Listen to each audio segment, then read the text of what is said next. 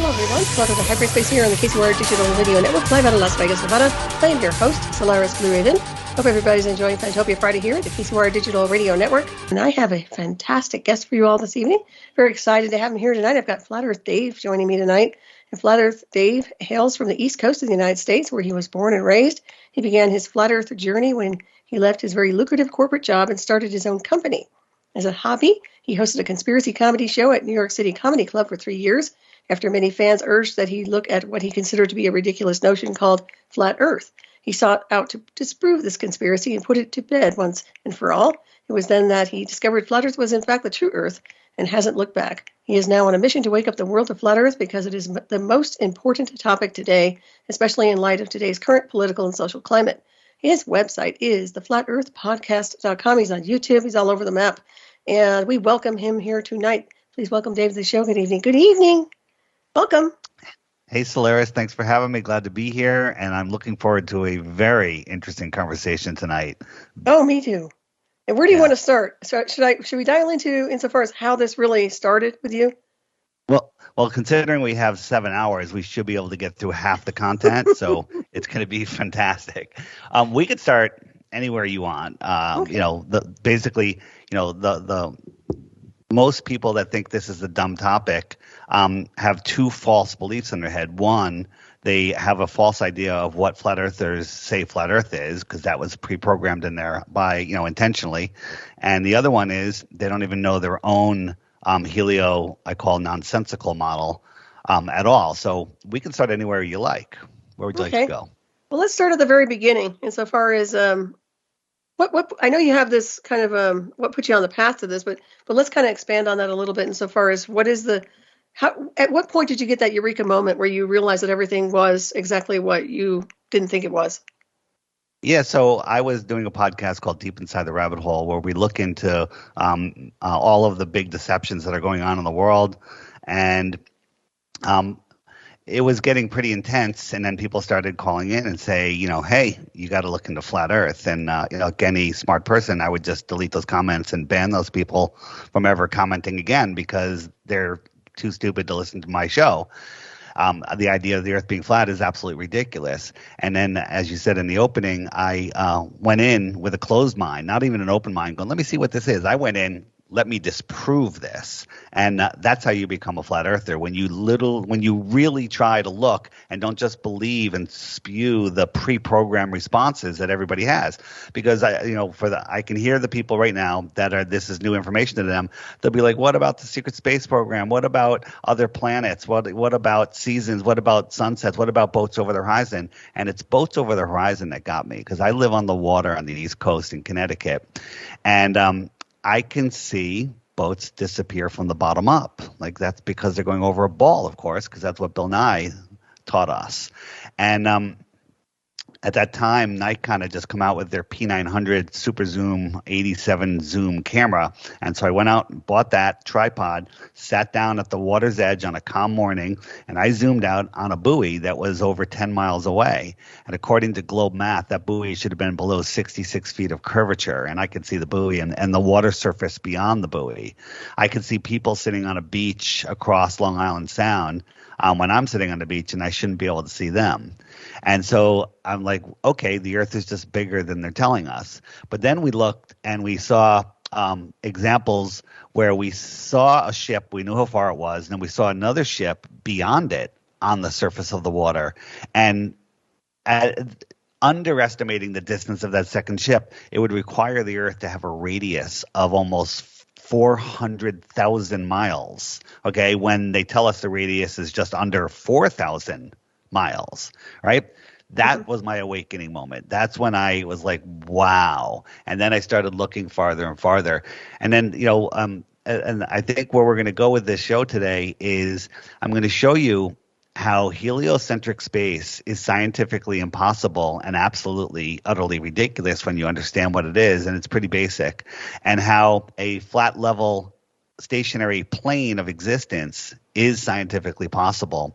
And it also will tie into many of the other topics that you guys talk about on this network, with other civilizations coming from other planets, or planets, which is a piece of the plane. So once we look into that, so I'm going to break people's paradigms, but I'm going to take all of the research from all of the excellent guests that you have on and say, hey, you're right, but you're wrapping it around the wrong model. You're wrapping it around something that's been programmed into your mind since before you could even talk. We can get into that. And then once you see, and you make a little shift, all of this is way more exciting and scientifically possible. Yeah, I can definitely tell. When you discuss the heliocentric space, let's start with that a little bit insofar as expansion, insofar as the education. Let's pretend everybody doesn't know what it is. And I guess just go from that level and take them on a tour of what we're talking about here. Sure. So, we're all told that we live on a globe, and everyone had a globe in the front of their classroom, and they teach us about the solar system, that the moon goes around the Earth, and the Earth goes around the sun, and all the planets go around the sun. And one of the first worksheets, or the first worksheet that we bring home from kindergarten or first grade or whatever, is the orbits of the sun and the moon. All right, we have worksheets with the sun and the moon. Why are they pounding that? Why is that the most important thing to teach kids early on? It's because it's the foundation of their world belief. And then when they watch their cartoons and their movies, it's all about space. It's Sesame Street has astronauts on there. Disney has astronauts on there. Ask any kid what they want to be when they grow up. Most of them say an astronaut.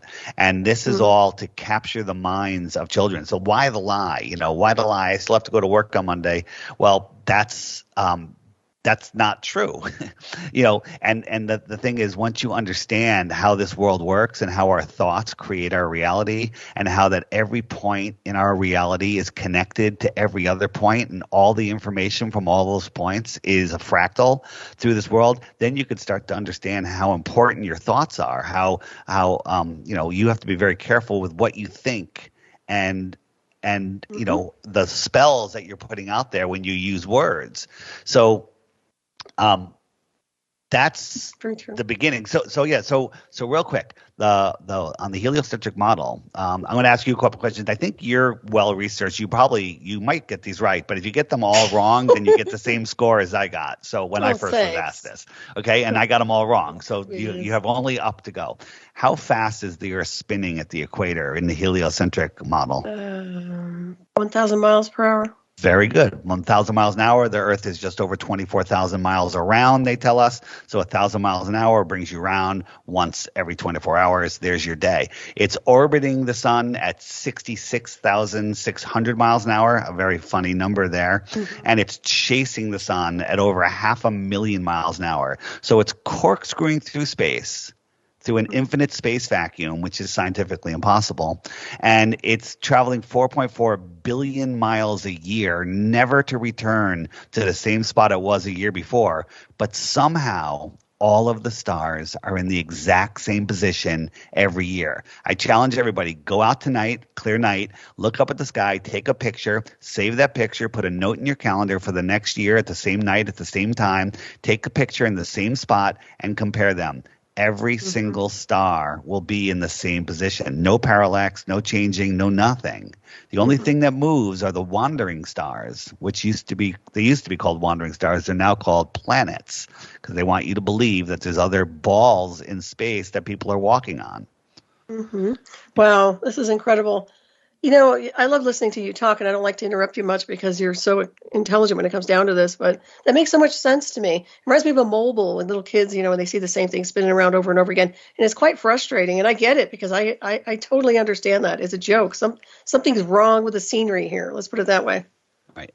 And for those of you listening that are getting fired up right now, they're getting triggered, please stay on and please call in with a question, but be ready for an answer, okay? Because I'm going to give you an answer, and then I want you to think about it. And I don't want anybody to believe anything I'm saying tonight. I'm going to point to a whole bunch of doors. I'm going to show you some things that have been that you've been programmed never to think of, and then you can go and do the research, but it's not going to happen by itself. You need to do the work to see the reality, right? So think about this. If you have a balloon that it's just limp. It's not tied. There's no air in it. I mean, there's a little bit of air in there because there's a little space, but it's a wrinkly balloon. You're just holding the end of it and it's hanging down, right? Mhm. If you put a little air in there, or if you even just tie it off the way it is and then put it in a vacuum chamber, what happens to that balloon? It'll blow up, right? And the balloon will stretch out, correct? Because the outside air pressure, that tiny bit of air that was in that limp balloon, is now pressurizing the balloon, okay? So air needs a container, because if you put it in a vacuum or no pressure, it'll try to fill that space in every direction. So gases fill the available space. That's just a law. That's something that's undeniable. But they want you to believe that you live on a lumpy rock that's flooded with spherical water, that is surrounded by spherical air, that's adjacent to the greatest vacuum that man can't even recreate here, okay? The vacuum of space, the void of space, right? And we say air should just shoot off into space and try to fill it all up. And the globalists will say, oh, no, gravity's holding that air down. Gravity's holding the air molecules down. And I'll say, well, what about the clouds, the water molecules in the clouds? There's trillions of tons of water floating in these clouds. You know, if you've ever been in a hurricane, you know, rivers of water fall out of the sky. And the globalists will say, well, that's because the water molecules are separate and that gravity's not strong enough to pull them down. But gravity's strong enough to pull a lighter air molecule down, but not a water molecule. The stuff that globalists make up is so ridiculous. You'll find that, we'll say, why can I see that thing that should be over the curve? And they'll go, well, the water temperature is this, and the air temperature is that, and the humidity is this, and it's refracting up, and, at 10 miles away, it's refracting up 10 miles is 66 feet. It's refracting up 66 feet, but the water in front of that spot is only refracting up 30 feet, and it's all lining up by level, where a flat earther will just say, well, we see it because the earth is flat. I mean, that's all we need to say, because it's the answer to everything. Mm-hmm. It makes a lot of sense here. I was going to ask you a question connected to somebody who wanted to have you expand. And I don't want to derail you from what you want to talk about, but he wanted to know if you could explain how the rate of curvature of the Earth is calculated, distance in miles squared time 8 inches. Right. So and people literally short circuit, because in school you weren't taught to think. You were taught to sit and memorize and regurgitate, and if you did it, you got an A, and then you can become a teacher if you got all A's, right? So they want you to memorize the information that's put in the book by the Rockefellers, who were quoted as saying, I don't want a society of thinkers, I want a society of workers. So they're only teaching you algebra and basic geometry and stuff that'll make you a good little worker slave. They don't teach you about vortex mathematics or sacred geometry or the real stuff that might challenge their power. So it's 8 inches per mile squared. If it was 8 inches per mile, that's just a slope. We don't live that way. We don't live on a pyramid. They want you to believe that we live on a sphere. So as you move out from, you're standing on the top of the ball, your position's always on the top of the ball, and as you move out, the ball drops away faster and faster. So you have to square the miles. So the first mile is 8 inches. The second mile is 2 times 2 is 4 times 8 is 32 inches. Third mile, 6 feet. All right, that's according to globe math, okay? So people say, well, that's not real. That's the wrong formula. It's actually the exact right formula. And in my video presentations, I actually show the Pythagorean theorem. Everybody knows the name. Most people remember it, but some people don't. It's a squared plus b squared equals c squared. So if you have a right angle, right, right angle triangle, the a and b, if you square those numbers, it'll give you the diagonal line squared, and that's a proven formula. So when we use a squared plus b squared, the closest approximation is 8 inches per mile squared. It works up to 1,000 miles. And the thing is, after that, it turns into a parabola, right? But that doesn't matter. You can't see 1,000 miles because of air density, right? And because of angular size. What can you see? What's big enough to see 1,000 miles away? And the answer is nothing. There's nothing that's on this earth that's big enough to see 1,000 miles away if the light that's bouncing off of it could travel 1,000 miles through the air. It can't. It's like if you're in an Olympic-sized swimming pool, perfectly clean water, you can't see the far side of the pool because the light can't push through the water, which is thicker than the air, but the air is the same. It's a liquid. It's a fluid, and you can't see. And again, tons of videos showing this, tons of experiments that you can do to verify what I'm saying here. So that is the curvature formula.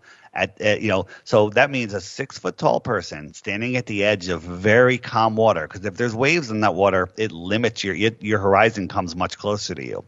But a 6-foot tall person standing at the edge of calm water can only see the surface of the water for 3 miles, according to the globe theory, right? 3 miles. So if you're standing at the edge of a calm ocean, looking west, watching the sunset, you think that sun is touching the water, from your point of view at just 3 miles away, because that's where the sky would meet the water 3 miles away. But when you see that sunset, it's way farther than that, right? And again, you think it's 93 million miles away and it's 186,000 miles wide, which is ridiculous. But you would see it touching the water at 3 miles away, and we don't see that. Reality shows us different than these math formulas tell you. Totally. Yeah, I totally agree with that. Excuse me. Did you, this is another question for you, but did you have a photograph that actually showed a cloud behind the sun?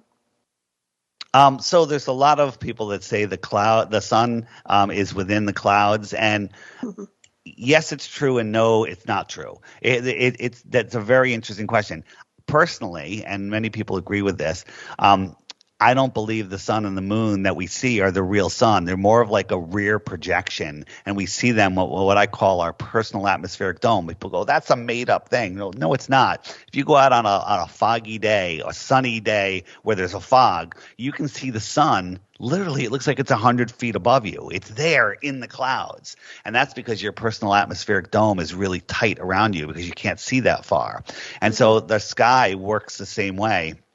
And depending on your position, there will be times where the sun or the moon is right within the clouds. Now, we're coming up on a full moon in the next couple of days. I encourage people, go outside at night, and hopefully there's some puffy clouds in the sky also, and look at the moon. Now, the moon's supposedly 238,000 miles away. Well, that light should light up all of the clouds, but it only lights up the clouds that are right next to it, right? Get a whole bunch of cotton balls, throw them all over the floor in your house, and then get a light. And a powerful light, and hold it. Well, you probably can't get far enough away. It would be hold it 1,000 feet above the floor, and it would light up the whole floor. How do you only light up a few of those cotton balls? You got to bring it way down.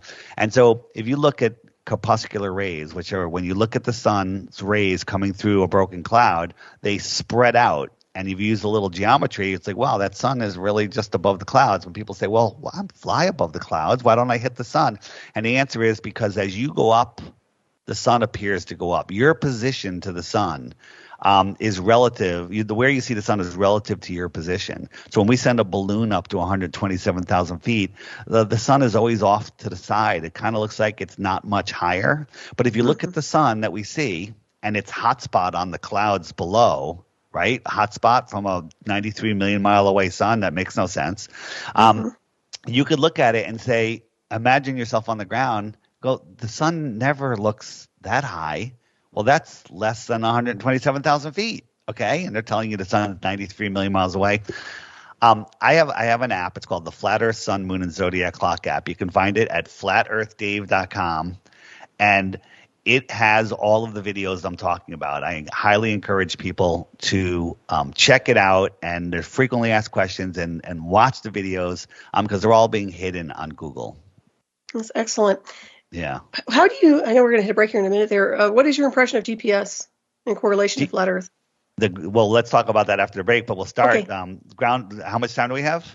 We have about a few minutes, 3 minutes plus or minus. Okay. So I call it the ground positioning system, right? The way GPS works. Imagine you got 3 cell towers. One's in front of you, one's slightly behind you, one's off to the other side, and they keep sending out a signal, right? They send out a circular signal, and it pings your phone. Okay, so you have a mark on that first circle. So the first circle says, okay, you're somewhere within that circle. That's all the tower knows. And then another tower sends one out, and it goes, oh, you're within our circle too, and then a third tower goes out, and it's where those three circles connect that'll give you your exact position. So that is how they position you using ground-based towers.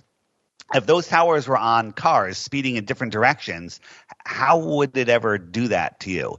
So you want to believe that there's actually, satellites falling around our Earth that is corkscrewing in three different directions through infinite space, and somehow these satellites maintain their position over the land and are able to ping you to within accuracy of a couple of feet it's actual insanity. But the other problem is whenever we go, you go offshore away from where there's any civilization, there's no GPS. Well, if there were satellites, there'd be GPS everywhere. When you fly from California to Hawaii, the plane goes into approximation mode, and there's no GPS there. So you have to look at that and ask, what is going on? And over the deep Amazon, there's no GPS. And in the Southern Ocean, there's no GPS. And the Southern Ocean is arguably bigger than all of the other oceans combined, and no one's allowed to go there. There's no GPS there. Okay, what is going on? The other thing is, and we should talk about it, is there was the big story out there now is China floated a spy satellite balloon over us, right? Nonsense. Absolute nonsense. NASA has tens of thousands of balloons up there, and it was either a balloon that lost some helium and they're blaming it on China, or they're doing it on purpose to give us some other war propaganda. Agreed. Yeah, absolutely. I think we're going to head for a break here in just a microsecond. On the Flat Earth, Sun, Moon, and Zodiac Clock app, if you hit the frequently asked questions, you go to satellites. Bam, tons of information on satellites, and then again, judge for yourself. Do your own experiments. Use your God-given common sense, and then you'll know that satellites, as described, do not exist. Exactly. Well, we're heading for a break, everybody. Listening to Hyperspace here at the KCOR Digital Radio Network, live out of Las Vegas, Nevada. I'm your host, Solaris Blue Raven. I have wonderful Dave, Flat Earth Dave, joining me here tonight, David Weiss, and we will be right back, so stay tuned.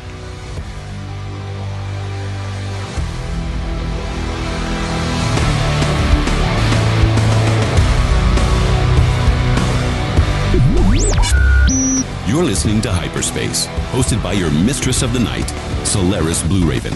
Solaris Blue Raven. A vision that tells us that we belong to something that is greater than ourselves, that we are not, that none of us are alone. Share the truth and be part of the movement. And now, the voice of Hyperspace, your host, Solaris Blue Raven.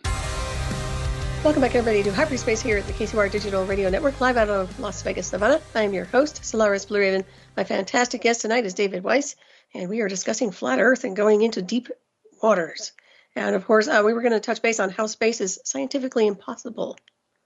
Yeah, so one last comment on, I noticed in the chat, someone says their phone didn't work, but their GPS did work.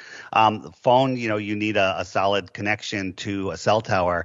But GPS is more of a radio signal, so you can be much farther from a tower. The other thing is NASA, who has cornered the market of the world on helium, that's a whole other story, has tens of thousands of balloons with satellites, up to 8,000 pounds floating on them. So they may be using some of them for some communications.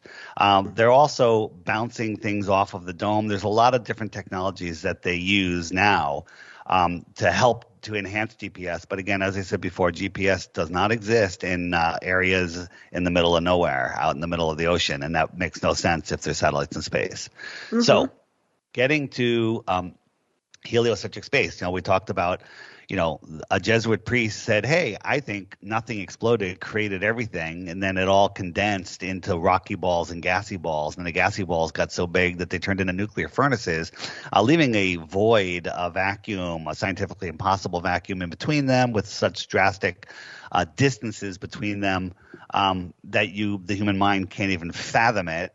And and then lightning struck and created an amoeba that turned into a monkey that turned into a human, right? These stories are just diluting your existence, your importance in this world of where you are, all right? So let's just talk about heliocentric space for a second. The closest star, and you've probably heard this since you watched my stuff, is 4.5 light years away, 25 trillion miles, okay?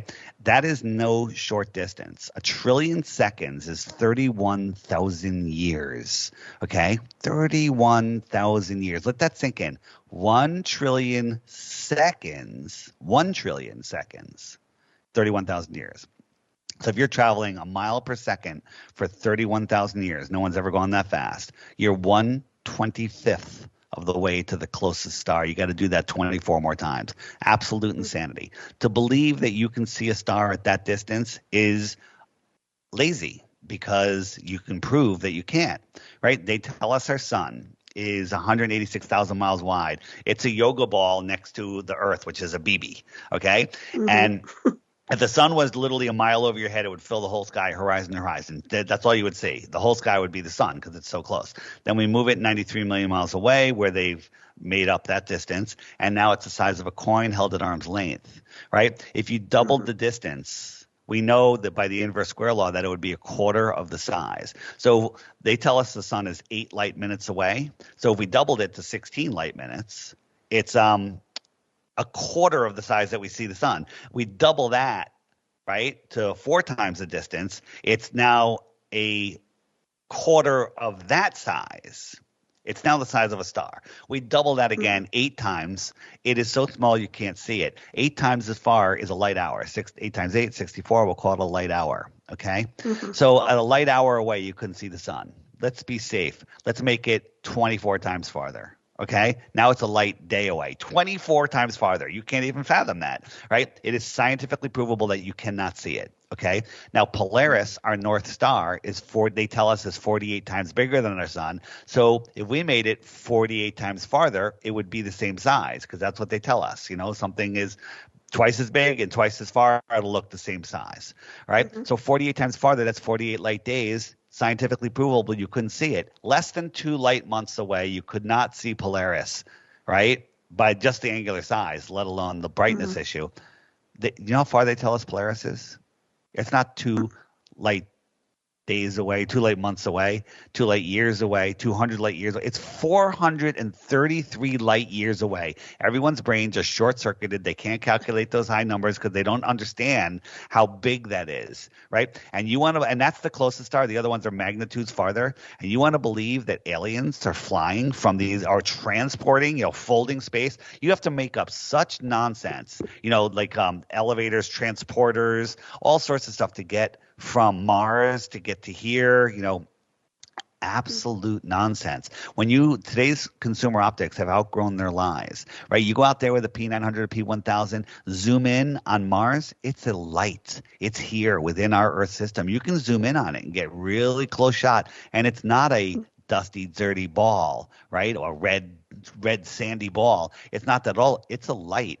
I want everyone to go out, and there's a lot of planets in the sky. They're really close to each other around now, although the moon's getting bright, but you can still see them.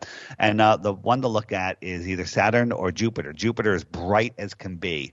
Now, if you were on Jupiter looking at our sun would be very small because it's much farther away.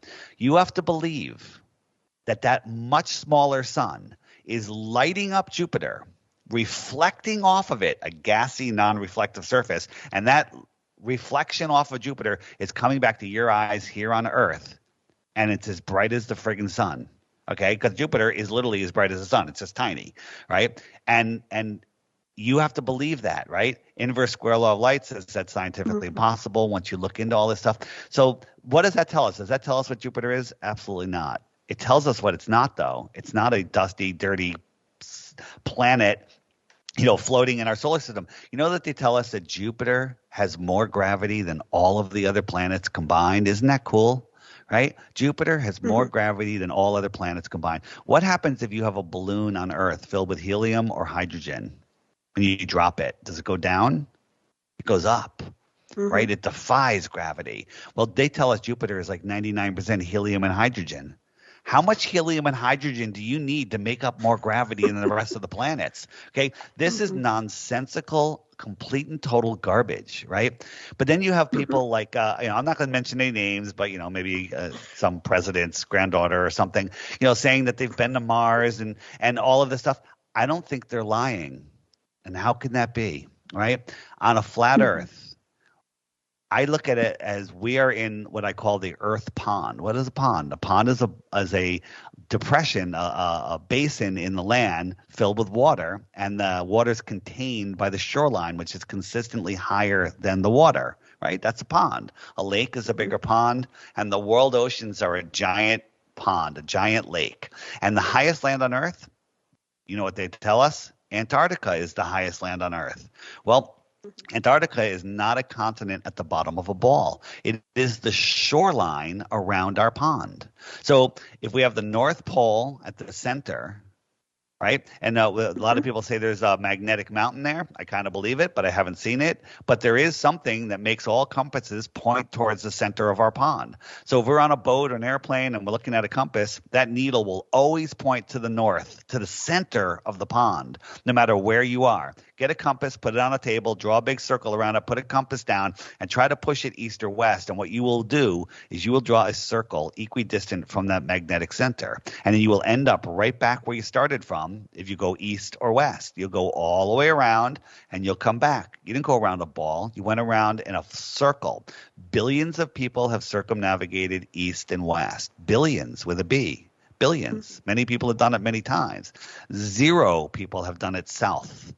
Because on a flat Earth, you can't.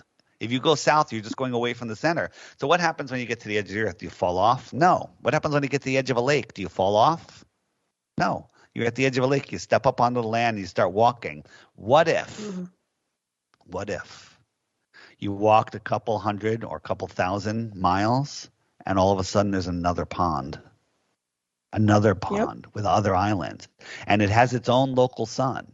Right? And people say, well, you'd be able to see all of these suns. It's not true. When you understand the layers of the atmosphere, a celestial object like the sun, terrestrial objects on the earth, boats, cars, buildings, mountains, whatever, there's a reason you can't see the light of the sun, because it sets into the horizon and it takes its light with it. I saw a video today on the app in the chat section in one of the groups. Somebody filmed from their airplane that they were flying at night in the darkness, but he could see the sun well in the distance, pretty high off of the ground. He could see the sun, but they're at night. You can see the sun in the sky, but they're at night, because the sun's light only lights up a certain area and it stops. The sun is electric. Okay, it's sending out a field and it's exciting all of the ions, the gases in the air. You know what the vast majority of the high altitude air is? It's nitrogen, and nitrogen fluoresces blue. Okay, so that's very, very interesting there. So my point wasn't, I lost my train of thought where we're going. Oh yeah, Antarctica. So you go to another pond. What if that pond was called Lemuria or Mars or the land of the Anunnaki or whatever, right? And so you have these other lands, this extra territory, extra terra, extra land. Who lives on the extra land? I would call them an extraterrestrial. Where are they? From my point of view here on Earth, well, they're in the outer space, the outer lands, the outer pieces of the plane, the planets, okay? So do you believe in life on other continents? Here in our own realm. Let's say you lived in America and you've never gone on a boat or an airplane, and nobody knew about other continents. Nobody knew about China, Japan, Europe. No one knew about it. It's very reasonable to think that there's other people over there. When you find out about them, you go over there, oh my God, it's a whole different race of people. There's Chinese people, there's Oriental people, there's black people, there's all different races of people from all these other lands, and that's not too hard to believe. Well, it's actually a known fact because that's the way it is. Well, imagine you get to the edge of our shoreline, the edge of our world, our known world, and you go to another pond and there's other beings there. Maybe they're giants, maybe they're grays, maybe they're anything, right? And so somebody that believes they live on a ball flying through infinite space, which is scientifically impossible, right? Could be fooled and they say, hey, we're going to put you into a secret space program aircraft. Well, it's actually just a advanced technology aircraft that probably is electric and pulls energy out of the ether and can fly at incredible speeds. And they fly you across the vast darkness of Antarctica, what we call Antarctica. So you're in the middle of darkness. You can't see anything. You think you're in outer space. And then if you have a front-facing window, you see a tiny little light. And as you get closer to it, you realize, it looks like a planet. It's a light. It's a sun lighting up part of a circled lake. And you, in your mind, see a sphere. You land there. You're now on Mars. You think that, you know that Mars is millions and millions and millions of miles away. You must have gone through some sort of transport or some sort of, what do you guys call it when you go through space really fast? Yeah. So you teleported, and they tell you that you teleported. And so the truth is, you just went across the plane to another world. And so you've just been fooled into where you were, right? Disclosure is here. It's not lifetimes away in ridiculous distances. Like people like Steve Bassett think that disclosure is, lifetimes away because we don't have the technology to go that far and all this stuff. No, it's here. You can go from the extra lands, come here, do whatever you want to do, and go back and make it home in time for dinner with the kids if you're an extraterrestrial, right? Crazy. Yeah. But scientifically possible in an enclosed system. You make a lot of sense, if you ask me. And I can almost see that when you talk about the different planes, and it's like walking from point A to point B, literally. And let me ask you something. When you see this world on the illusion of, and I always say that, but is it like a grid to you when you see it as a flat Earth? Does it seem like a grid where you can just traverse on those particular lines to get to your destination? Well, think about this. Our coordinate system is longitude and latitude, right? Longitude and latitude. It's a grid.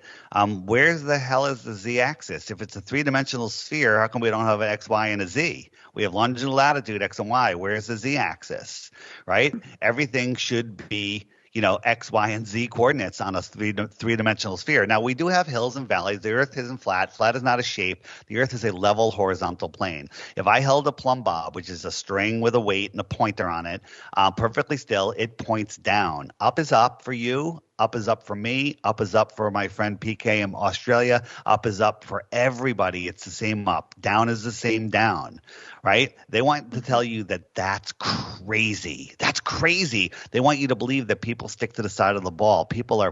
Feet are facing each other on opposite sides of the world. They're standing upside down, spinning on a sphere, flying through space at speeds that are ridiculous. I encourage everybody, go on YouTube now and look up the hypersonic sled track and watch it. It goes by so fast, it's shocking. It goes by at Mach 8.6. You have to believe that the Earth is orbiting the sun 10 times faster than that, which you can't even fathom, and chasing the sun 100 times faster than that. But we have lakes that are perfectly glass smooth. Every sense in your body tells you you're not moving, right? If you knew nothing, if nobody knew anything about the Earth, we just came into existence today, and you walked outside and you used your God-given senses, you would know that you're not moving. But if somebody came through and said, you're moving, you're spinning and whirling and twirling, you'd never believe them. But because you've been indoctrinated your entire life, you just believe it. Exactly. I think this is a question we have here. Before morning, I thought if the moon is round, curved, and as such object wouldn't shine on light, just reflect as a beam. That's a question. And that would explain why a halo in the clouds is just so narrow instead of illuminating the whole cloud. Yeah, well, spheres don't light up the way, look up a lighting of a sphere online or get a sphere and put a single source light on it. And you'll see there's a hot spot on the part closest to the light, and then it fades away to the edge, to the edge. It gets dimmer and dimmer. That shows you that it's a sphere. But if you look at a full moon, it's equally lit edge to edge. It's a light. The moon is a light itself. And a lot of people are going to go, what about the moon? It's cold. The light from the moon is cold. Yes, that's true, but 99 out of 100 people that test it are getting false positives because they're doing the test wrong. They're like putting a piece of cardboard over the land and go, look, it's warmer in the shade, and that's because they're insulating the land. But there are ways to do that test to show that the moon is emitting a cold light and not a hot light. And if you magnify moonlight like you magnify sunlight, it gets colder. It gets significantly colder. Isn't that weird? Very interesting. Yeah. So, and again, personally, I kind of think the moon might be a sphere. I don't think it's physical, and there's a lot of reasons for that. But if I asked you to look up at the lights in your ceiling and describe the shape of your floor, you'd say, what is the correlation? And that's what I say. What is the correlation of the lights in the sky, which we don't even know if they're physical, and I don't think they are, to the physical land that we are on? We are on a dielectric plane and living in this living system. You know how people say the Earth is a living system, and I totally believe it is. Then all of the lights in the sky are part of that living system, and so are we. Yeah, very much so. Yeah. My goodness. I have so many questions for you, and I don't want to derail you, but I just want to cover a few more. Well, first of all, let's just talk about Musk for a second, because this was another question somebody asked me. I just going to come. The launches. Let's go there for a minute. And so far as is SpaceX really able to land rockets on their bottoms after a flight? Yeah, anybody that actually watches a SpaceX launch and landing and believes it, truth might not be for you. But the problem is people are trusting, loving people. You know, we're here, and people have a hard time seeing that deception on this level can happen. So therefore, by default, they believe it. But when you watch, you talk to any engineer and anything, these rockets falling out of the sky are absolutely scientifically impossible. They have a little flame that stops this rocket and lands it on a raft 800 miles out in the ocean that no person is on, a drone raft, right? The SpaceX shoots up, and there's winds and there's waves, but it's never wavy out there. You know, if you're out in the ocean, rarely is it calm, right? And this thing falls out of the sky onto a spinning, whirling, twirling Earth. Okay. And it lands on a raft. This thing is, 7, 8, 10 stories high. It weighs tons, like 10 tons, and a little flame comes out of the bottom and it lands upright on a raft, but no one's there to see it. And 9 out of 10 times the camera, or the 10 out of 10 times the camera loses connection just as it's landing. They're so ridiculous. I have watched my videos. Go to flatearthdave.com, scroll down to interviews, and watch my videos. I show you what they're doing. I'll show you one, and people go, that can't be real. That's not really anything SpaceX showed as real. You're showing me a B-rated crappy movie. And no, it's exactly what they show us. But the most people that believe in these rocket launches just hear about them and never really look. So just to keep it short on Elon Musk, Elon Musk is a complete and total fraud. And if you go to flatearthdave.com, scroll down to the giant banner that has a whole bunch of Elon Musk on it, 5-minute video, then you'll know. Very good. And one more question about the rockets. This is a different one, but please tell us about the rocket that seemed to run into a kind of denser atmosphere at around 120,000 feet. Yeah. So it's called the Go Fast rocket. It was the amateur rocket launched in Arizona, and it went straight up. And one thing on that rocket, it had 2 cameras, one facing down and one facing sideways.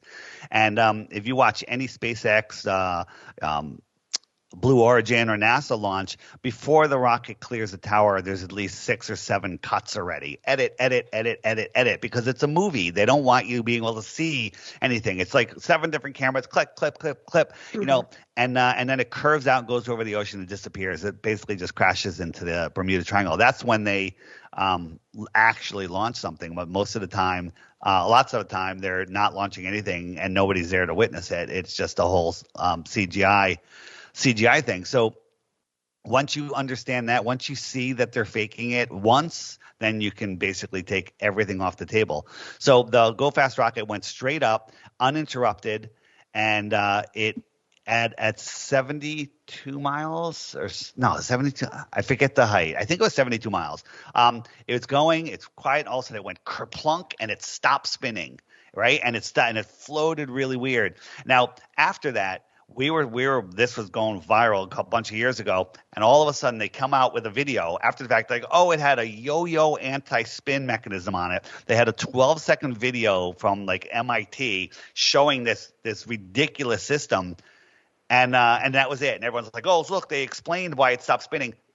Absolute damage control. It's why would you even bother putting that thing on there? It makes absolutely no sense. But the important part of that one, it hit something, and we had a NASA whistleblower that explained what it actually hit. But the camera on it, as it floated, it turned and it saw the moon. Okay, well, guess what? The moon was over Australia at that time. right? Arizona. So if the Earth was a basketball and Arizona's on the top of the basketball, we're a fraction of a millimeter over that basketball, and the moon is underneath that basketball, and it saw the moon. So the Earth is flat. That's why it saw the moon. That's very, very interesting. Yeah. When you say it hit something, can you expand on that? I know we're going to hit a break here in a second. Can you give us any more detail on that? So the NASA whistleblower said that, the atmosphere gets thinner and thinner, but as you go higher and higher, then all of a sudden it starts getting thicker and thicker, and it turns into a plasma, and then it turns into liquid, and then it turns into a solid, right? And so that's what it hit. It went into that plasma. Like if it went into water at that speed, it would have just probably broken into pieces, because at that speed it would have been hitting like cement. But it went into this thicker medium, and it was kind of floating up there in a weird way. So there's a lot to question about what's going on up there, but what they're telling us is going on up there is absolutely not true. Agreed. And one more question before we hit the break: is space made up of water? I believe that space is water. If you listen to NASA, they always talk about everything in nautical terms. The Sea of Tranquility, ships, docking. It's all nautical terms, and it's a lot of weird stuff that's going on. But when you look at the International Space Station, which is not up there, but what I saw a light go by in the sky, we could explain that. And that we had the NASA whistleblower told us actually one way that they fake it, and they fake it in multiple ways. But I think space is liquid. There's a ton to find out there. Crow 777 Radio, they filmed the lunar wave. I read at the beginning of when Flat Earth kind of broke loose on the internet. And there's a lot of questions about what's going on above us. So there you go. Tell you what, we're going to get into how everybody can listen to your work and your shows and your YouTube channel, all that wonderful stuff. We're going to hit a break here, everybody. This is Hyperspace here at the KCOR Digital Radio Network, live out of Las Vegas, Nevada. I'm your host, Solaris Blue Raven. My fantastic guest tonight is David Weiss, and we will be right back talking Flat Earth. Stay tuned. Stand by. All right, in 3, 2, 1. You've been listening to Hyperspace, hosted by Solaris Blue Raven, where the truth is beamed to you at the speed of light. Live every Friday night at 9 p.m. Pacific, exclusively on the KCOR Digital Radio Network. For more information on the host of Hyperspace, Solaris Blue Raven, please visit her website at nightshadowanomalydetectives.com. Hyperspace. Once thought a theoretical dimensional anomaly, now a tangible cosmic waveform to the truth. Hyperspace.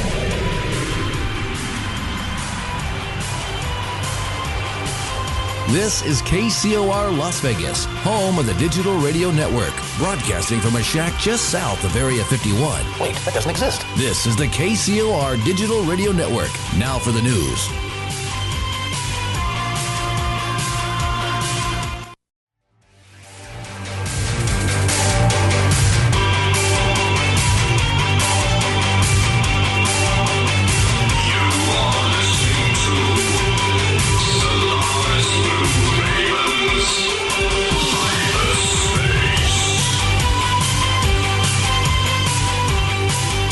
Within the darkened shadows of the government halls lies the truth.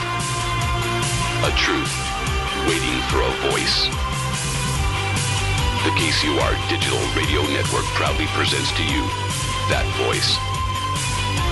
And now, broadcasting to you at the speed of light, from her mobile command unit somewhere on the Celestial Highway, the host of Hyperspace, Solaris Blue Raven.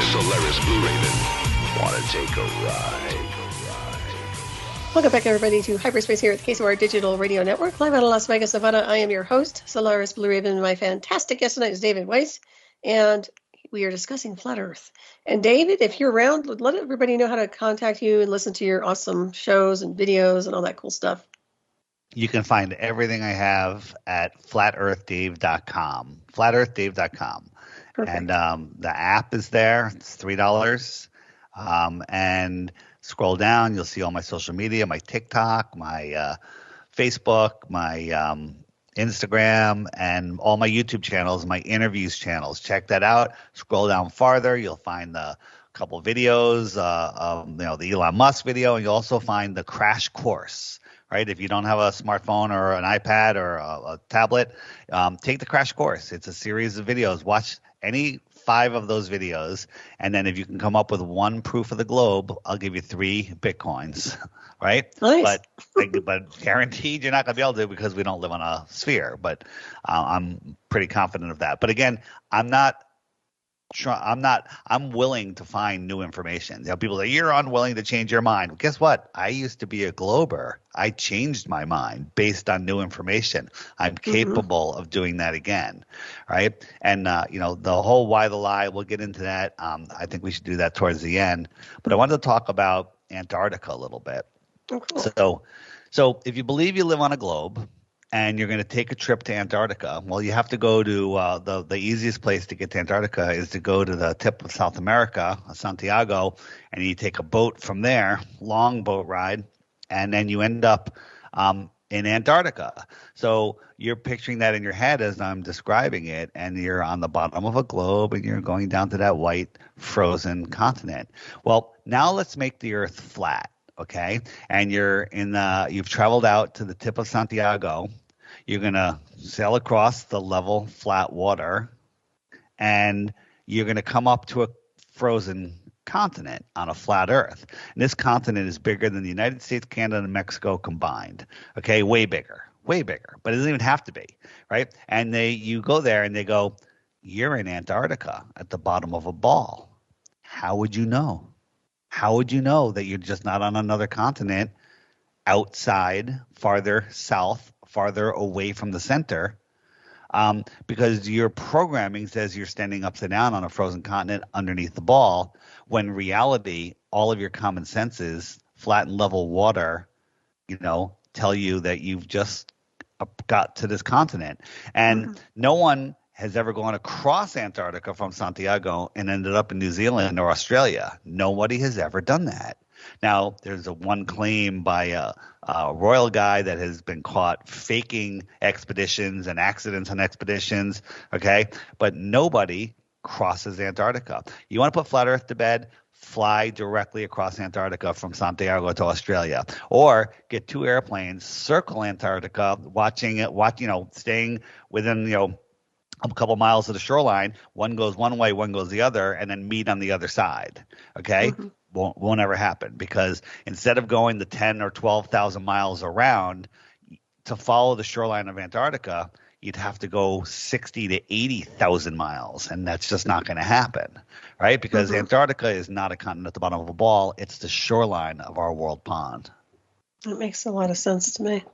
It I like the way you certainly call it the does. shoreline. Yeah, it really does. It's the shoreline of our world pond. And there was just a mainstream article that came out that said 95% of Antarctica's shoreline isn't a normal shoreline. It's a cliff, an ice cliff. Well, there's your ice wall right there, right? People think Game of Thrones, because Game of Thrones, I say the whole reason for that, one, except lying about our history, is to make people laugh at the idea of an ice wall.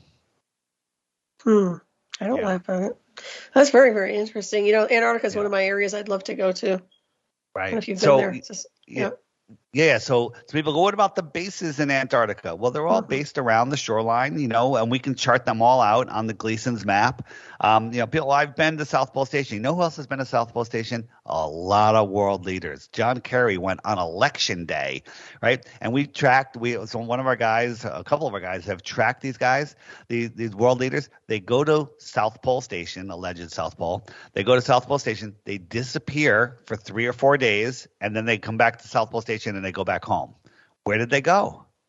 I contend that maybe they're going to get their marching orders from the real leaders of this world. And that brings me to Men in Black. Okay? We've all heard about Men in Black. There's so many stories about them.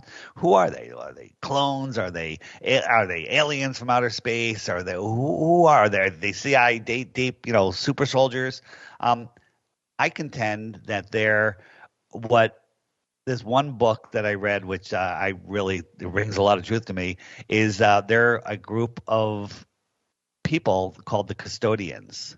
right? And they're the ones that you might call part of the Galactic Federation. What is the Galactic Federation? Well, in Star Wars, it's a federation that says, well, don't go to this planet. They're very evil. You can go here, and here's a safe passage, and here's the neutral zone, and all of this stuff. Well, that's scientifically impossible in a space vacuum. All of that's scientifically impossible. We went over that. But on a flat Earth of ponds across a plane, well, all of the passages in between them, like, hey, this pond, there's very mean and warlike people. And this pond, there's great, and we could have a trade route there. And so that's the Galactic Federation. But here, right, they've taken what's right here and small, and they've diluted it into infinite space. So nobody knows where they are. They've literally disconnected you from your close and abundant reality, right? Mm-hmm.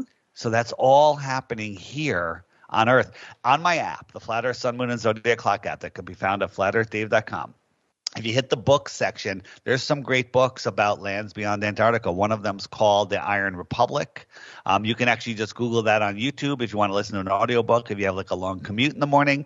And it's on the channel called The Morgile. It's been up for a bunch of years. It's about a 5-hour read, but just listen to 5 minutes of it, and then you'll listen to 10, then you won't be able to turn it off, right? It's an amazing story about a politician that got fed up of what was going on here, sold everything, bought a ship, went to Antarctica, found an opening, then kind of went through, and all of a sudden he's back in the ocean. They got lost at sea for a couple of months, and they saw land, and they saw a city, and it was like really silent city, like where's the noise? And then they went to the city, and it was an advanced civilization with flat screens and cars, floating cars, and a whole different society. But this is in the 1800s. Okay, wow. Stayed there for years. He got married. He met a girl, fell in love, and then she ended up getting killed. He got distraught. He got his ship back, and he went back, and he landed in Florida, and he told his story and had tons of evidence. Now the story rings true to me. Okay, I wasn't there though. I didn't get to physically see everything. But even if it wasn't true, they're talking about more land beyond Antarctica in the 1800s, the late 1800s. More land beyond Antarctica.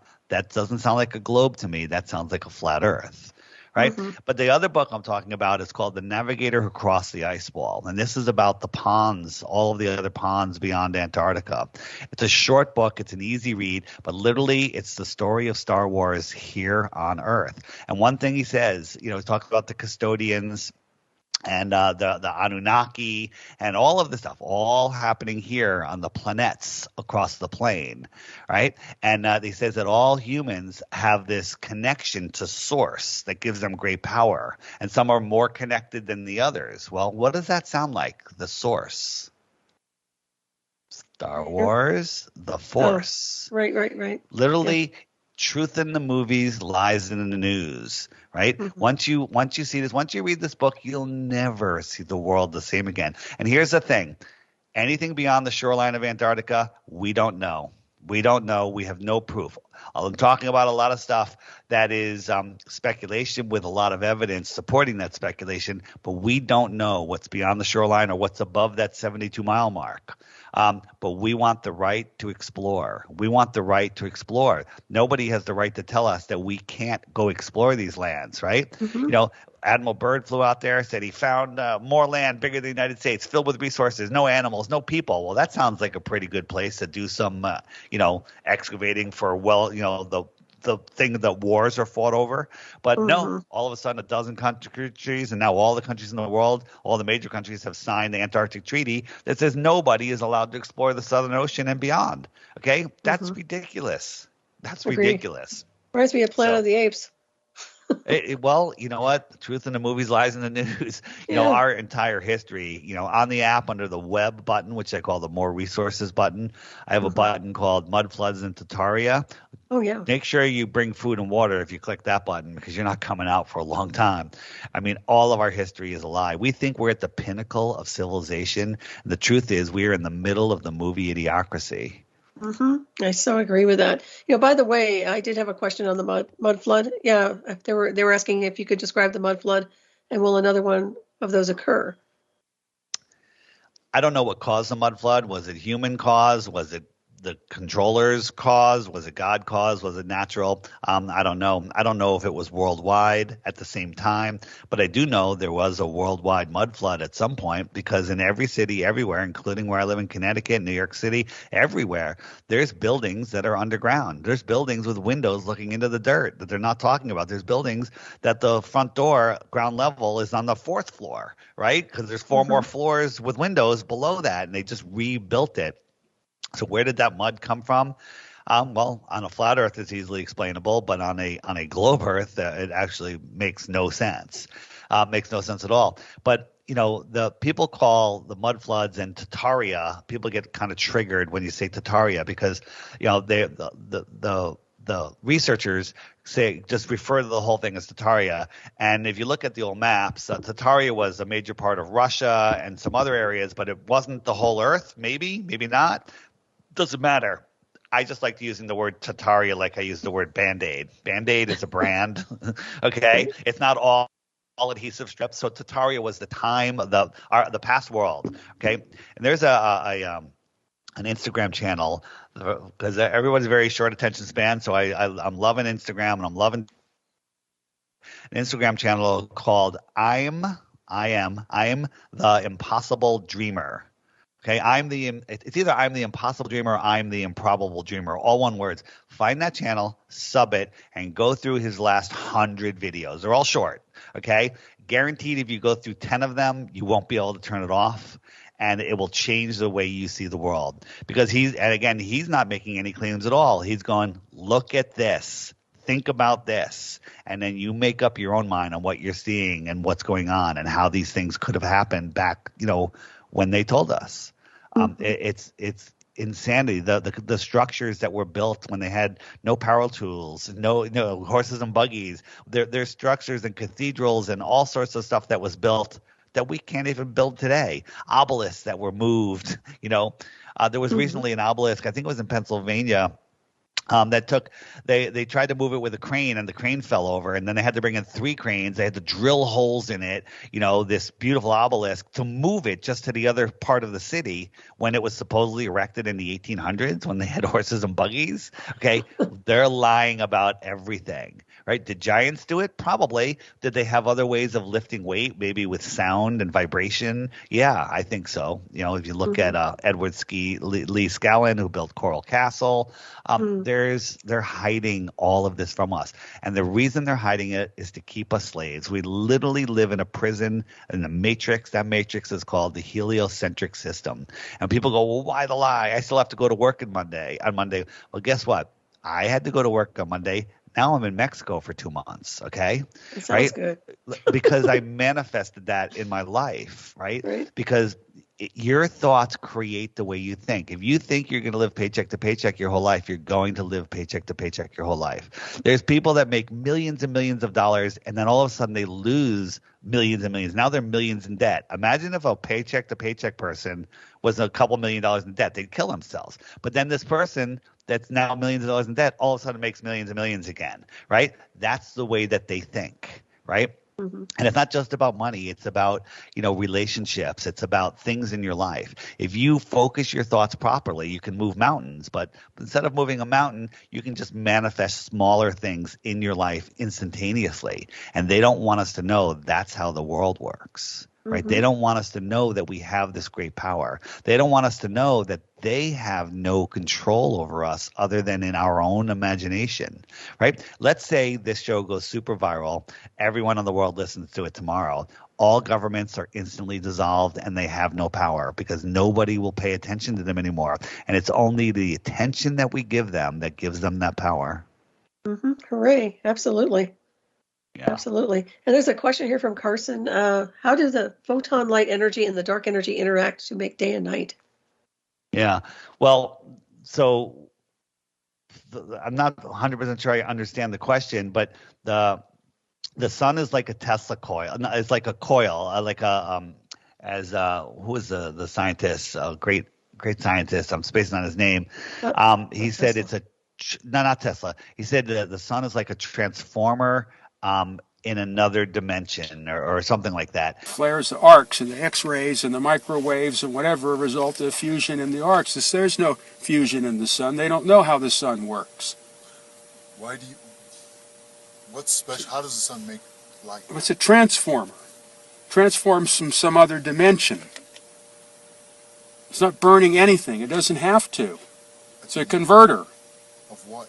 I don't know. Nobody knows. But that's what it does. That's the only thing it can do, because that's how everything works. It's transforming from another dimension. Yeah, you could say it's taking energy from another dimension, counter space. But the sun is not a physical object. It is sending electricity to Earth. Electricity, right? Do you know that scientists don't know how solar panels work? They have a theory on how it works, just like the theory of gravity, which is just a made-up theory. And it's also a made-up theory about solar panels. But what they don't understand, the reason they can't figure it out is because they think the sun is 93 million miles away sending photons to Earth, when in fact it's sending electricity to Earth. And those solar panels are just collecting the electricity and channeling it into currents. Okay. And if they understood that, then they'd be able to figure it out. But that would change their whole paradigm on the world that they live in. So, the sun is a local light, and it takes its light with it. On the app, on the Flat Earth, Sun, Moon, and Zodiac Clock app, if you hit the web button, scroll down to the bottom, there's the video list called Sun Fade Outs. And if you watch those, you'll see that we're not spinning, and the sun, as it moves away, it takes its light with it. And it's quite interesting. Quite interesting. Yeah, it is very interesting. Yeah. Absolutely. Gosh, this is fascinating. What an incredible show. Well, There's some questions I want to ask you, but I was going to, go ahead. Ask me any question you want. I'll even make my answer shorter, but No, if you have tons of I questions, love it. No, we're fine. I'll have I'll you back at some point in the illusion of space time if you want to come back. I love it. It's fabulous. But this whole thing is, when you finally look into it, the people that fight Flat Earth, they don't realize that we're on the same page. We're on the same page with the secret space program. We're on the same page with extraterrestrials. We're on the same page with the controllers, with the men in black, with all of this stuff. We're on the same page. They're just stuck in heliocentric fake space, which is scientifically impossible, right? A flat level plane. We are level. We are not moving. Scientifically provable. Now, the horizon, the horizontal eye zone, the horizon, right, is where your vision, where the ground ramps up and the skies meet. That's your limit of your vision. But then we can take super zoom lenses and zoom in and open that space up, make it bigger, so we can now see farther. But on a ball, you have a physical horizon. Well, it's not horizontal. It's a curve horizon, okay? Mm-hmm. And when you hit that horizon, you can't zoom in, even if you had the Hubble telescope, which isn't real. You couldn't zoom in it because you're looking at a physical curve. Like if you held a basketball in front of your face up to your eyes and somebody's sitting across the room, they can't see your nose and mouth because it's behind the curve, okay? Mm-hmm. And if they had a super zoom camera, they still can't see it, right? But if you are, if something's hidden into the horizon, not below it, you can zoom in and bring it back into focus. On the app, where does the sun go, or ships over the horizon? That's the one that woke me up. Ships over the horizon. These are videos. They're on YouTube. Can't find them on YouTube. Google won't serve them to you. They don't want you to know about this. But the app bypasses their algorithms and brings it all at your fingertips. Oh, very nice. I like that. Now, what is your impression of the ether field, or what they call the ether field? Yeah, so that's a big discussion. I believe that the ether is what's turning above us. We did a test with a ring laser gyro, and the globers. There was a hit piece done. It was called "Behind the Curve." I think that's the name of it, on Netflix, and it was a deceptive, highly edited piece that made it look like the ring laser gyro proved that there was rotation, but they cut out the second half of the experiment. We did it, and it's like there's about a 15-degree-hour rotation. Well, that's true. If the Earth was spinning, it would be 15 degrees per hour. And then they said, well, now we have to figure out what's causing this rotation. So they did, at the same latitude, they went to the top of a mountain, and they tested it again. Now, if the Earth was a ball and you have that ring laser at the same latitude, it doesn't matter the altitude, it would be 15 degrees per hour. But at the higher altitude, it was significantly different. That proves 100% that it's the ether that's turning and not the Earth. But there's two problems with that. One, the movie completely left that out. And two, 99% of the people listening don't even understand what I just said. Okay. But if you take the time and look into it, you'll understand that this conclusively proves that it's not the Earth spinning. Right. So there's my story on the ether. And the other thing is another thing is we sent a balloon up, and this video was lost in the YouTube apocalypse when they deleted everything. In Arizona, where the cameras were looking up, and we could see all the stars before it even left the ground. A beautiful starry night. You could see the Milky Way, everything.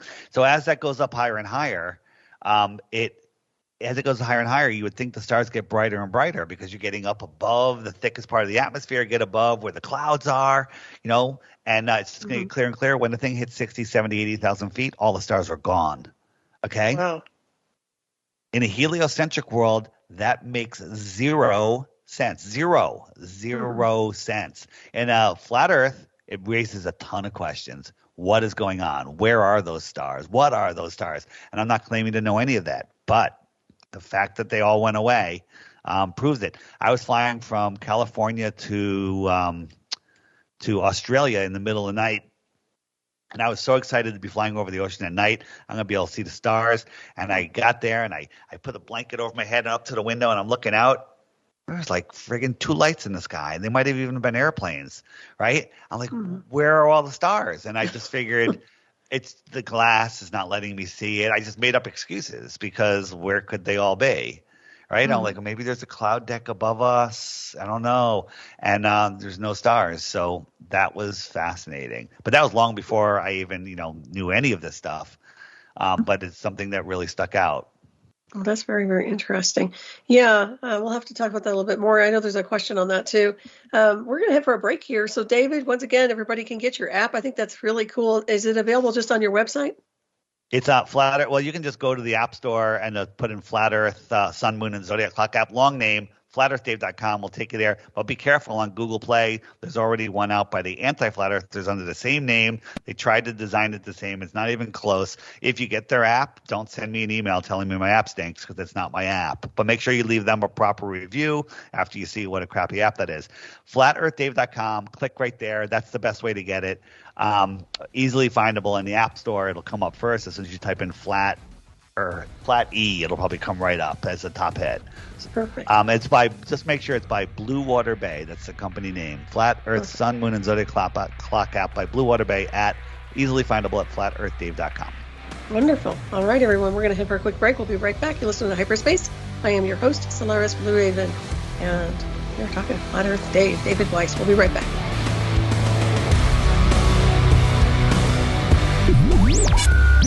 You're listening to Hyperspace, hosted by your mistress of the night, Solaris Blue Raven. Solaris Blue Raven. A vision that tells us that we belong to something that is greater than ourselves, that we are not, that none of us are alone. And now, the voice of Hyperspace, your host, Solaris Blue Raven. Welcome back, everybody, to Hyperspace here at the KCOR Digital Radio Network, live out of Las Vegas, Nevada. I am your host, Solaris Blue Raven, and I am here with David Weiss. What an incredible show discussing Flat Earth. Anybody wants to call in, and if you're not too chicken, call in and ask a question. Love to hear from you. Anybody has any questions, you can text them over there in our chat room or on Skype. All right, David, where do you want to go from here?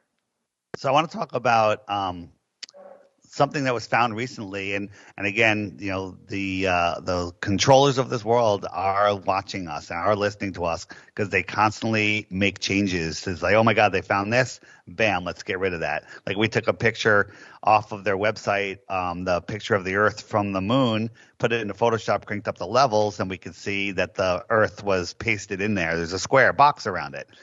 Then after we did that, they changed it and they made it so you couldn't see the square box anymore. So fascinating. So this is one that happened.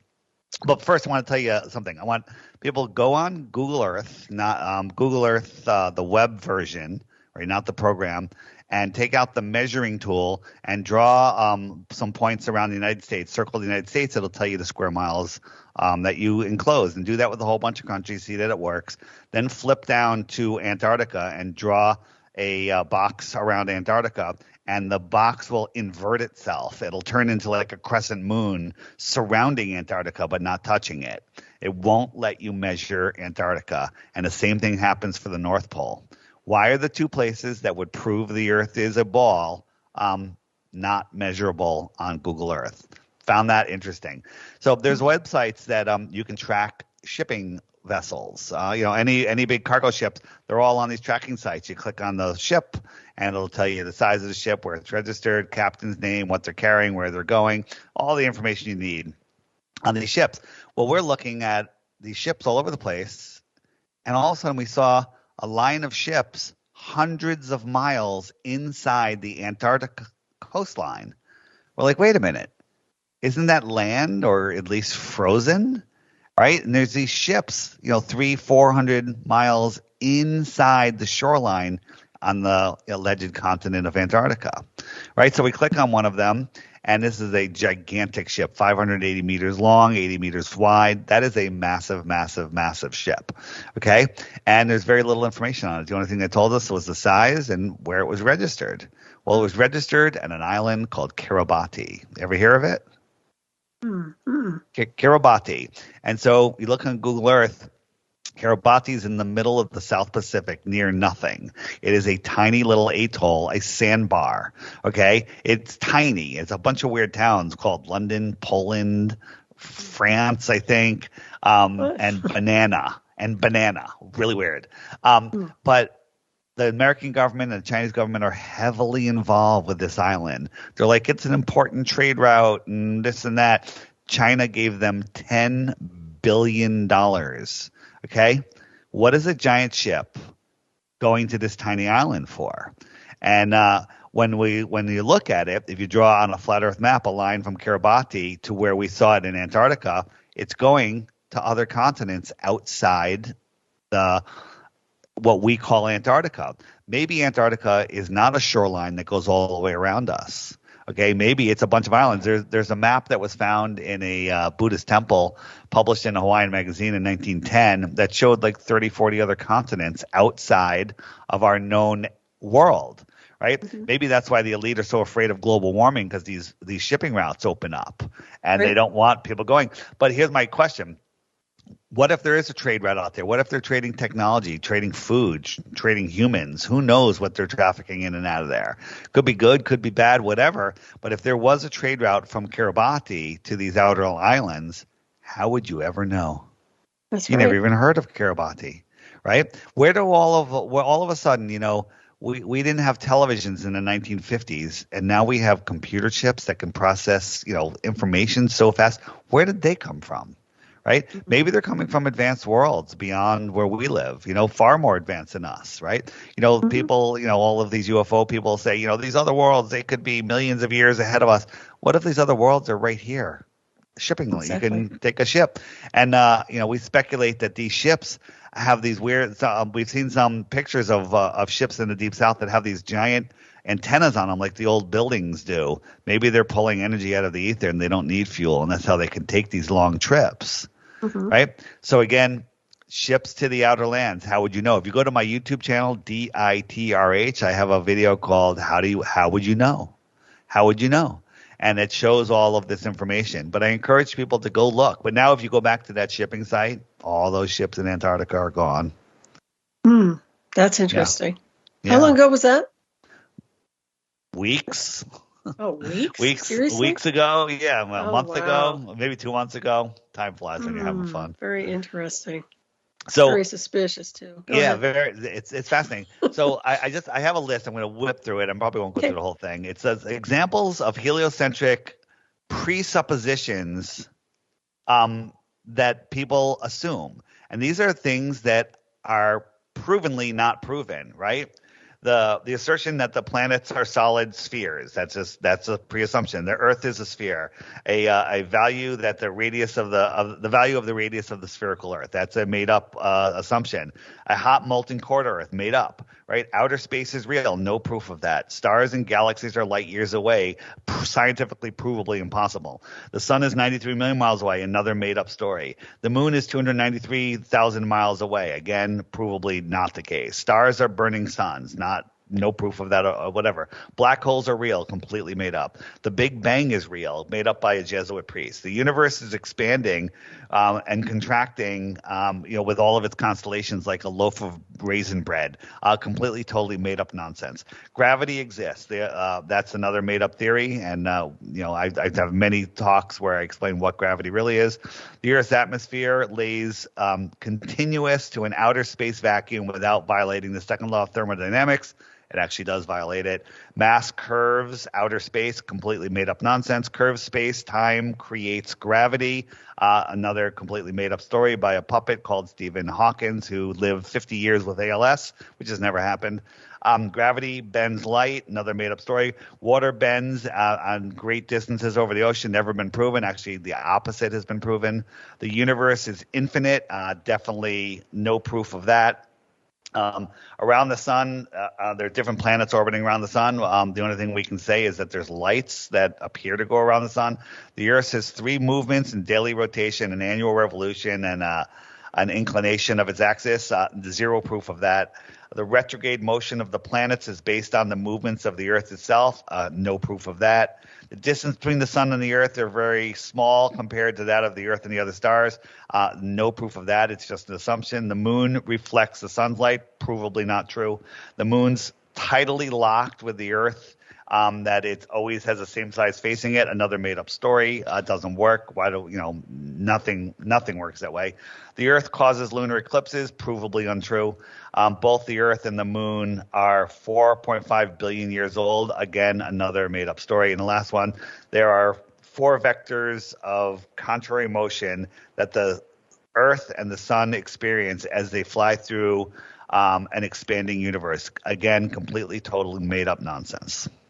There you go. There you go. Yeah. Something to ponder for sure. No doubt about that. Everything. That's everything. Yeah, That's it everything. is. And they use those assumptions to like if you have an assumption like, hey, Venus is the same size as Earth. Okay, well, Venus just transited in front of the sun, and people on the East Coast and the West Coast watched it start and stop at different times. You can do math and figure out how far away the sun is based on that. But the problem is you just made up that Venus is the same size as the sun, and that the sun is 93 million miles away. So if you make up things, like, hey, if you have $1 million in the bank and tomorrow I double it and the next day I double it again, and the next day I double it again, you have $8 million. Well, the problem is you don't have $1 million in the bank, so the whole equation, it falls apart, right? Mm-hmm. Math can describe anything you want. But if you make up one of the variables, then it's all absolutely useless. Mm-hmm. Yeah, that makes a lot of sense. I know a lot of people in the science community probably argue the moon, which is, you said moon is tidally locked with the Earth. So can you expand on that a little bit insofar as what? Yeah, supposedly the moon is rotating. It's rotating at like 10 miles an hour, right? Which perfectly matches the Earth. So we have to believe that the gravity of the Earth is holding on to one side of the moon and not letting it rotate away. Right. That, like, why? Like, does this side of the moon have more mass than the other side, therefore it has more gravity locking it in? Or is it just a made-up tidally locked? Show me an example of something tidally locked. And the other problem is the moon doesn't cause the tides. There's tidal nodes all over the Earth where there is no tide. No tide. And then high tide and low tides rotate around those tidal nodes. You've never even heard of this. On the app, Flat Earth, Sun, Moon, and Zodiac Clock app, on the frequently asked questions page, go down to the tides button, and there's a whole bunch of videos that will explain what tides are not caused by.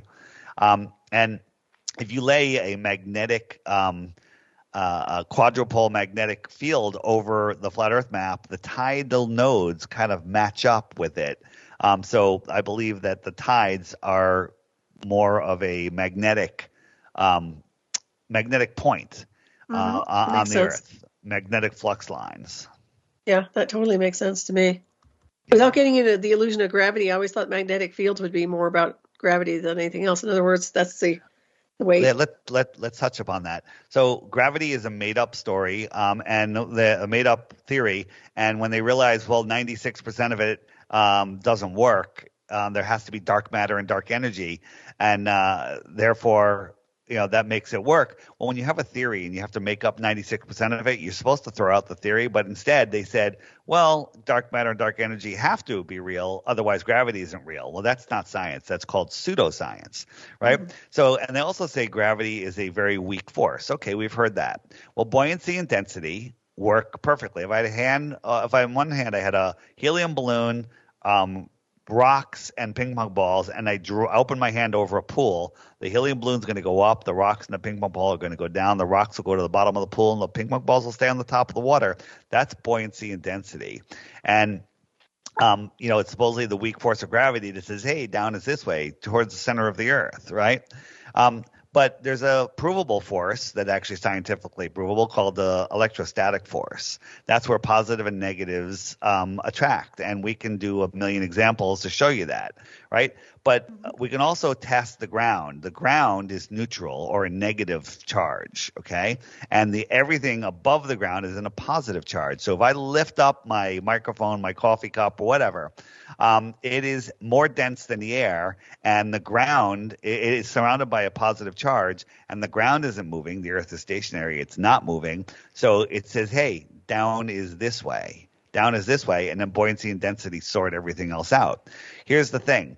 Science, the science that tells us we live on a globe, says that the electrostatic force is 10 to the 36 power stronger than gravity. Let me tell you something. 10 to the 36 power is a number that nobody can ever even comprehend. Remember we talked about a trillion before? A trillion is 15 zeros or 12 zeros, 12 or 15, whatever, right? You got to add a whole bunch of more zeros to make it, so much more. 10 to the 36 power stronger than gravity. So let's pretend, and we really have to pretend that gravity's real, and I drop something. How can you claim that it's gravity that's making it go down and not the 10 to the 36 power stronger provable electrostatic force? Of course, It's the electrostatic force. And then we can have things like neutrally buoyant hanging on a balloon, and then add a positive charge to it, and it gets heavier and it goes down, and then we discharge that and it goes up. And we can take something and put a negative charge into it and it goes up, right? And that's because we're just changing the electrostatic charge. And the thing is, if you look at the periodic table of elements from the lightest to the heaviest, each one that gets heavier and heavier has an extra positive charge to it. So the heavier something is, the stronger of a positive charge it has. Well, that fits right in there with the electrostatic proof. Reality versus the theory of gravity. Down is down, up is up for everybody. Left and right are relative to the direction you're facing. Forward and backwards, the same thing, because we're facing each other. My forward is your backwards, and your forward is my backwards. But up is up for everybody. Down is down for everybody. Electrostatic force, simple, provable, scientifically possible, is what makes things go up and down, and buoyancy and density sort everything else out. That makes perfect sense to me. Really does. I was going to ask you real quick, are you doing any presentations or anything we need to know about upcoming? Just when anything I do, it goes on the Flat Earth, Sun, Moon, and Zodiac Clock app. You can find it at flatearthdave.com. If you hit the web button, which is the more resources page, the first button on there is my interviews. So no matter where it goes, the video will mostly be there. Right now, it's only YouTube videos will be there. So any other show, like this show, is just on your platform. But any presentations I do will end up there. Or also they'll be on my the Flat Earth podcast Facebook page. You can find them there. But the best place is in the app to find all my content. Very nice. Excellent. Thanks. Great. Very cool. Well, this has been an awesome show. I'm so appreciative of you being here tonight. So I want to thank you very much, David. This has been really, really fantastic. Really a pleasure to talk with you. Yeah. So let's just talk about why the lie? Why would they lie? This is all about control. They're hiding more land. That's interesting. They're hiding that you are at the center of creation. They're hiding that you're a powerful being. They're hiding technology. Imagine if you didn't have to pay for electricity or heat or fuel for your car, if that was all given to you for free, right? Because that's how this world works. That is something that you shouldn't have to pay for. Energy is free. It's everywhere. But they're hiding the technology that will let you do that. Would that free up some of your time? Maybe you wouldn't have to go to work on Monday, right? And they're hiding cures for everything. If you have some dis-ease, your body's not at ease, you go to the doctor and he goes, oh, it's incurable. He's right, because everything is curable within. It's incurable. Your body is a healing machine, and it's a detoxifying machine. And if you're getting sick, it's because you're detoxifying, right? So they don't want you to know any of this stuff. They don't want you to know that vibration and frequency keeps you healthy, right? They don't want you to know about the giant bells that were removed all over the realm. Giant bells. They got rid of them in World War I and World War II. They said, we need metal for ammunition, so we're going to destroy all of these bells from the old world that nobody could even figure out how they were even made, okay? And all of this stuff was removed. So why the lie? It's to keep you in fear, false evidence appearing real. It's to make you believe that, oh my God, Putin's going to blow us up with a nuclear bomb, but that's another lie. Nuclear bombs don't exist, right? If you don't believe me on that, you got to look up the nuclear bomb hoax, right? And the best place to find that is on Crow with 2 R's, CRROW 777radio.com, episode 53 and 400. If you listen to those 2 episodes, you will know that nuclear bombs are a hoax, complete and total fakery to keep people afraid. You watch the news, you're in fear. The news is steering your mind, north, east, west, south. It's an acronym for steering your mind. And they give you the worry lines in your head, also known as the headlines, right? Mm-hmm. So all of the stuff is spells that are being thrown on you. And again, the good news, people throw their hands up. They go, I'm only one person. There's nothing I can do. I have to, but I have to obey. That's a belief that you have. Once you break free, once you understand, once you find flat Earth, you wake up to all of this. You unplug from the helio-nonsensical matrix and you free your mind, and everything changes. Again, I told you, I worked in corporate America. I left. I started my own company. I had the American dream. I was making more money than I ever thought I could make. And then I realized this message needs to get out there, and I walked away from it all, right? And I don't have to go to work on Monday. So it's anybody can do all of this. If you say, I'm never going to break free, I'm always going to be broke, you are 100% right. Your only enemy is you. Is yourself. You're your worst enemy. Your thoughts create your reality, and they don't want you to know that. They want you to think that that's new age mumbo jumbo, but that's not the case at all. So I encourage people, don't believe anything I say. Get my app, okay? If you don't want to get the app, it's $3. You're going to spend a lot of time. If your time is not worth $3 to have that app forever, then that's your deal. But there's tons of information at flatearthdave.com. But I guarantee you, once you start learning the information, you're going to want it at your fingertips, and you're going to get the app. Check the reviews out. Just check the reviews out. It's mind-blowing what this app is doing. And on the app, there's a friend finder. You'll log into there, and it shows you all of the other blue dots. Blue dots are other people that with the app.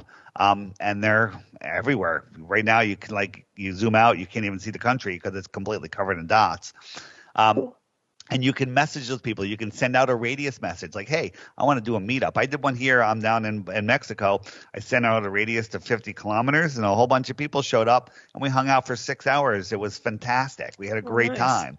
And there's people that are using it to find jobs. People are using it to find new best friends, new significant others. People are having babies because of this app, because I've never met a blue dot I don't like. And they're all open-minded, amazing people. How cool is that? That's pretty awesome.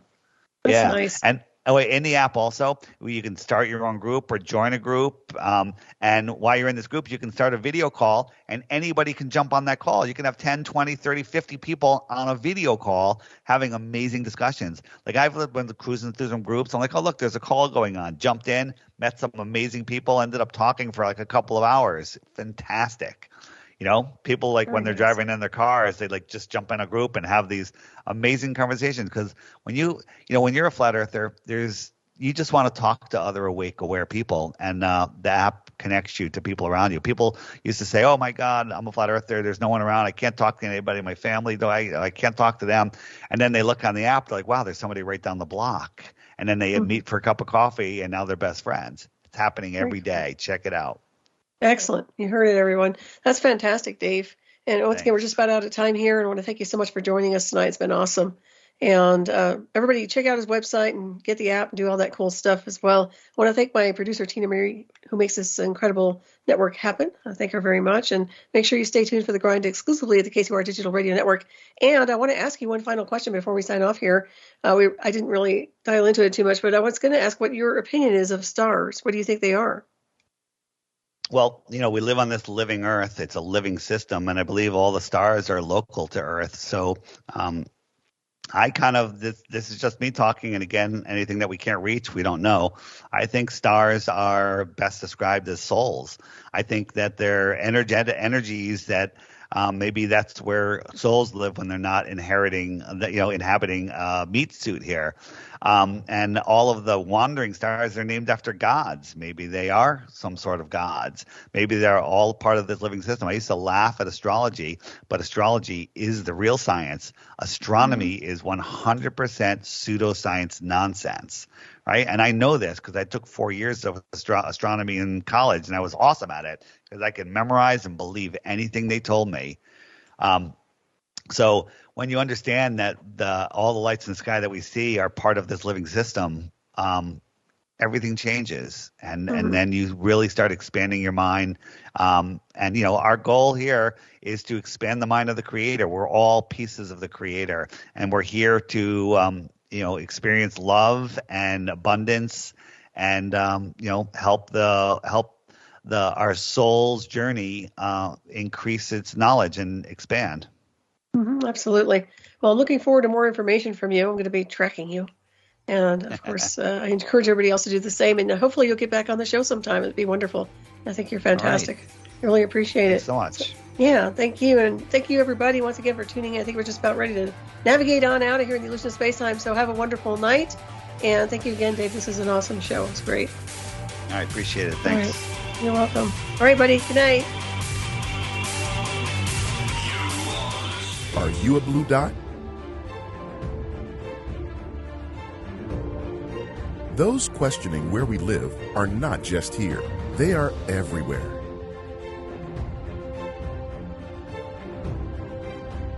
Of course, this info is hidden from you, but the app shows you that no matter where you go, you aren't alone.